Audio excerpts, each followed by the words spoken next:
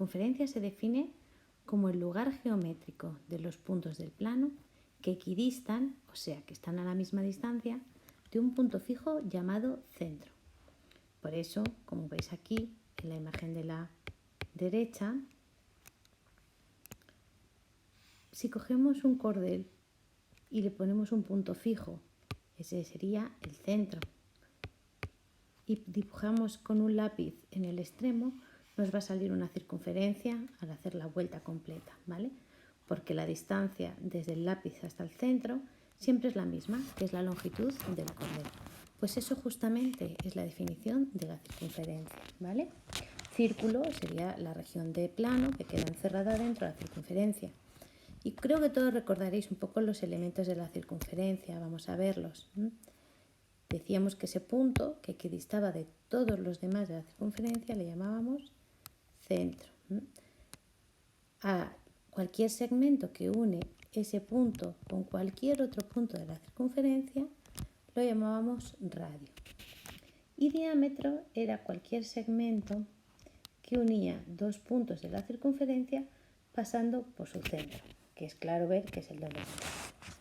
Llamábamos cuerda en general a cualquier segmento que una dos puntos de la circunferencia y llamábamos arco a la sección, al trozo de circunferencia comprendido entre dos puntos, ¿vale? Vamos a decir que es el arco correspondiente a la cuerda. Pero bueno, vamos a empezar a hablar sobre todo lo que nos interesan de los ángulos en la circunferencia, que esto es un poco lo nuevo respecto a primaria. Vamos a ver cuando el ángulo lo medimos entre dos radios consecutivos, igual que en los polígonos regulares, le vamos a llamar ángulo central, ¿vale? ¿Sí? En cambio, cuando el ángulo está definida por dos cuerdas que confluyen en el mismo punto, digamos que le llamamos que el ángulo inscrito, ¿vale? Porque el ángulo está totalmente enmarcado, inscrito en la circunferencia.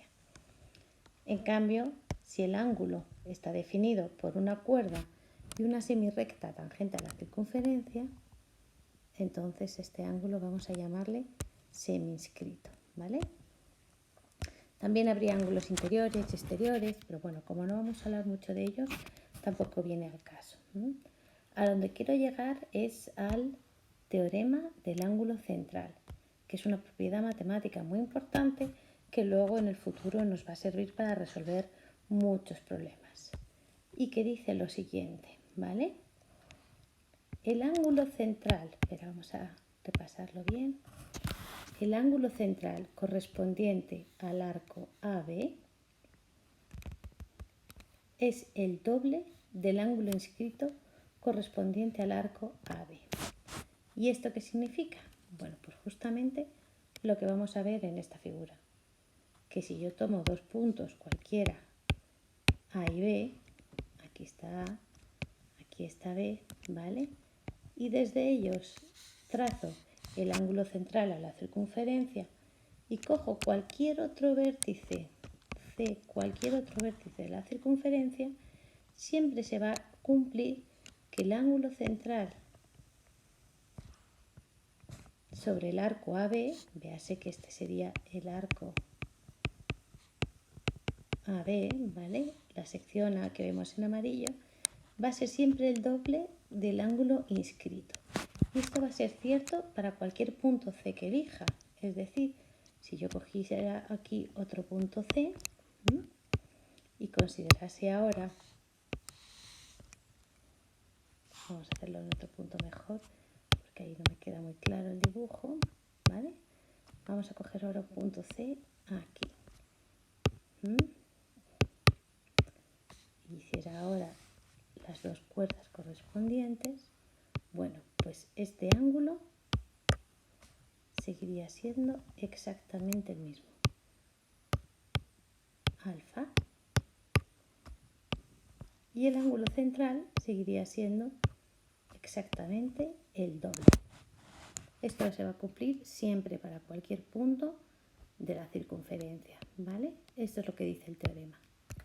el ángulo central correspondiente al arco AB, es este amarillo que hemos llamado, es el doble del ángulo inscrito correspondiente al arco AB, sea cual sea el vértice de ese ángulo. ¿Vale? Es una propiedad muy curiosa y muy importante que nos va a permitir calcular muchas cosas.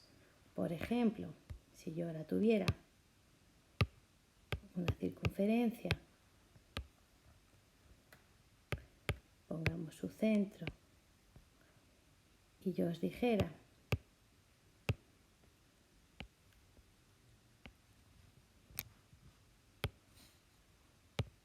que este ángulo, vamos a ponerlo en amarillo, que este ángulo mide, pongamos que 160 grados, ¿me sabríais decir ahora cuánto va a valer este ángulo de aquí? Pues justamente la mitad, ¿vale? 80 grados, porque el ángulo central siempre es el doble que el ángulo inscrito, ¿vale? Y bueno, pues siguiendo este principio, el tema del ángulo central, vamos a entender lo que es el arco capaz, ¿vale? Vamos a aplicar la misma propiedad, pero teniendo en cuenta ahora que A y B son elementos extremos de un diámetro. Entonces, ¿cuál sería el ángulo central correspondiente al arco AB? Pues sería este ángulo, que como veis es un ángulo llano y por lo tanto tiene 180 grados. Si este es un ángulo llano, el ángulo inscrito, tomemos lo que tomemos C, pues tendrá que ser justamente la mitad de 180 grados, que como bien sabéis, pues son 90 grados. Así que si queremos conseguir un ángulo recto dentro de una circunferencia, nos basta con hacer un diámetro y eligiendo el punto que elijamos en mi circunferencia, seguro que el ángulo que obtengo ahora va a ser de 90 grados. Si ahora uno aquí, este y este con B, va a ser un ángulo de 90 grados. Este con este va a ser un ángulo de 90 grados. Y este con este va a ser un ángulo de 90 grados. ¿Vale? Todos, como veis, además visualmente se ve muy bien, van a formar el mismo ángulo. Puesto que todos tienen el mismo ángulo central, por lo tanto todos van a ser la mitad de 180 grados, todos van a tener 90 grados. Es una propiedad muy importante que además vais a utilizar mucho en dibujo técnico, ¿vale? Que se llama el arco capaz, el arco correspondiente a un diámetro. Bueno, y por último vamos a hablar un poco de las posiciones relativas. ¿Qué es esto de las posiciones relativas? Pues esto es un poco sobre todo de vocabulario, saber cómo se llaman, poder definir qué posición ocupa un elemento respecto a otro, ¿vale? Vamos a empezar viendo las posiciones relativas punto-circunferencia, ¿sí? ¿Cómo puede ser un punto respecto a la circunferencia? Pues puede ser que el punto pertenezca a la circunferencia, ¿vale? Como veis aquí, el punto P es un punto que pertenece a la circunferencia, ¿vale? Esta es la nomenclatura que vamos a utilizar, pertenece, ¿sí? Que por cierto, en el lenguaje matemático, para que os vaya sonando, el signo pertenece se pone así, pertenece. Aquí, en cambio, el punto P vamos a decir que es exterior a la circunferencia, porque está por fuera, ¿vale? Es exterior a la circunferencia, ¿sí? Queda fuera de la circunferencia. Y en cambio, en este caso, vamos a decir que P es interior a la circunferencia. Bueno, ¿qué hace que un punto pertenezca, sea exterior o interior? Bueno, pues va a pertenecer al anterior justamente cuando, que es lo que estamos poniendo aquí, la distancia desde el punto hasta el centro, ¿veis? Esta de aquí, sea exactamente igual al radio, que lo tenéis pintado en amarillo, ¿vale? En cambio va a ser exterior cuando la distancia desde el punto hasta el centro sea mayor que el radio, veis que la verde es más larga que la amarilla, y vamos a decir que es interior cuando la distancia del punto al centro sea menor que el radio. El verde es más corto que el amarillo. Esto lo expresamos matemáticamente como lo veis aquí. Distancia del centro a un punto es igual al radio, distancia del centro al punto es mayor que el radio, o distancia del centro al punto es menor que el radio, ¿vale? Punto que pertenece o es exterior o interior a una circunferencia. Igualmente también vamos a hablar de la posición relativa de una recta y una circunferencia, ¿vale? Bueno, cuando una recta corta en dos puntos a una circunferencia, vamos a decir que es secante, ¿vale? Corta en el punto A y el punto B. Es secante a la circunferencia, ¿no? La recta R, ¿sí?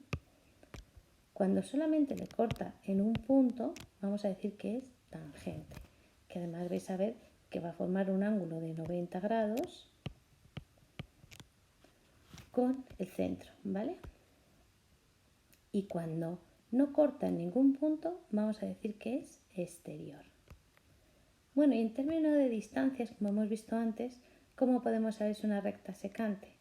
Bueno, pues aquí como veis, la distancia de la recta al centro, que sería la línea amarilla, que siempre se mide formando una perpendicular con 90 grados, va a ser menor que el radio. El radio está pintando en verde y veis que aquí en amarillo la distancia del centro a la recta es menor. En el caso de tangente, vuelve a pasar lo mismo que antes, que la distancia del centro a la recta es igual que el radio. El segmento verde es igual que el amarillo. Y en cambio, en el tercer caso, la distancia del centro a la recta, que es el segmento amarillo, es mayor que el radio, que es el segmento verde. Bueno, aquí me interesa sobre todo que aprendáis un poco este vocabulario y que lo sepáis identificar para que en cursos siguientes, cuando hablemos de estos términos, no suenen a raros, sino que ya sepáis más o menos de lo que estamos hablando. Y por último, la posición relativa de una circunferencia respecto a otra circunferencia, ¿vale? Puede ser que sean secantes. ¿Esto cuándo va a ocurrir? Bueno, pues cuando se corten en dos puntos, ¿vale? A y B. Veis que cada circunferencia va a tener su propio radio y su propio centro, ¿vale? ¿Cuándo van a ser? Aquí serán secantes, ¿vale? ¿Cuándo van a ser exteriores? Cuando no tengan ningún punto en común, ¿vale? Ningún punto en común ni en su frontera ni en su interior, ¿vale? Y van a ser interiores cuando no tengan ningún punto de corte, pero esté una dentro de la otra. Dentro de las interiores vamos a clasificar también las que llamamos concéntricas, que van a ser aquellas que una es interior a otra y además comparten el centro, tienen el mismo centro. Están también las tangentes exteriores, que son aquellas que comparten un único punto, se cortan en un punto y una es exterior a la otra. Y las tangentes interiores también se van a tocar en un único punto, pero una está totalmente contenida dentro de la otra, ¿vale? Como os digo, aquí de momento lo que me interesa es que conozcáis este vocabulario, este concepto, y que cuando yo te diga dibújame dos circunferencias interiores o dibújame dos tangentes exteriores, pues seáis capaces de dibujarlo o de reconocerlo. Muy bien, pues con esto hemos acabado.